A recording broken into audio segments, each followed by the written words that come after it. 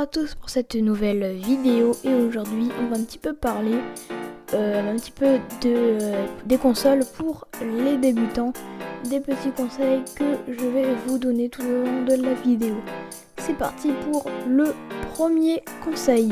Alors déjà le premier conseil c'est que quand vous débutez dans les jeux vidéo, que ce soit sur Switch, Xbox ou PlayStation, toujours pendant les premières semaines et les premiers mois où vous jouez, essayez de regarder les manettes sur les boutons que vous appuyez. Pour moi ça vous entraîne à voir quel est le nom du bouton que vous appuyez et où vous appuyez. Et au bout de quelques mois et quelques semaines, quand vous serez un gamer pro et quand vous serez habitué, vous taperez à la manette normalement sans avoir à regarder la manette. Conseil numéro 2, ne jamais stresser sur les jeux vidéo car ça va vous faire perdre en fait. Vous allez perdre le contrôle. Et surtout si vous êtes débutant, si vous n'avez pas l'habitude des boutons, ne jamais stresser ou jamais vous lancer dans des jeux vidéo d'aventure directement sans avoir testé avec des jeux vidéo calmes les boutons. Parce que quand vous êtes débutant, vous ne connaissez pas par cœur les boutons, que ce soit sur Switch, PlayStation ou Xbox, c'est pareil, c'est des boutons aussi. Vous ne connaissez pas par cœur les boutons, donc vous stressez continuellement. Donc bien sûr, moi je stresse quand je suis devant les jeux vidéo. Parce que moi j'ai un petit peu plus d'expérience.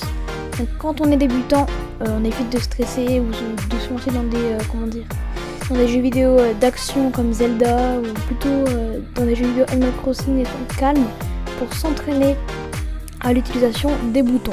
Conseil numéro 3, ce que certains joueurs débutants ont l'habitude de faire, c'est d'appuyer pas très fort, mais d'appuyer quand même assez fort sur les boutons.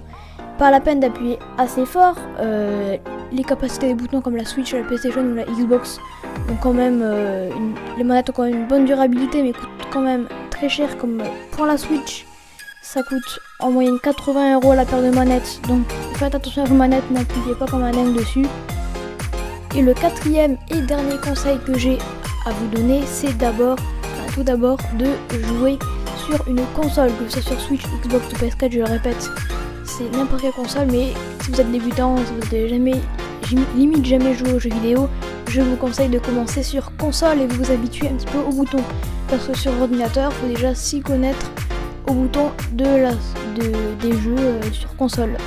Comme par exemple dans Zelda ou quoi, comme on peut télécharger, on peut craquer le jeu sur PC, mais on peut régler par exemple la touche K, ça peut être la touche A. En fait, il faut vraiment s'y connaître dans les consoles. En fait, il faut attendre plusieurs mois d'apprentissage sur une console pour après partir sur PC. Ou alors, c'est vraiment que vous êtes fort si vous arrivez directement sur PC sans avoir joué sur console.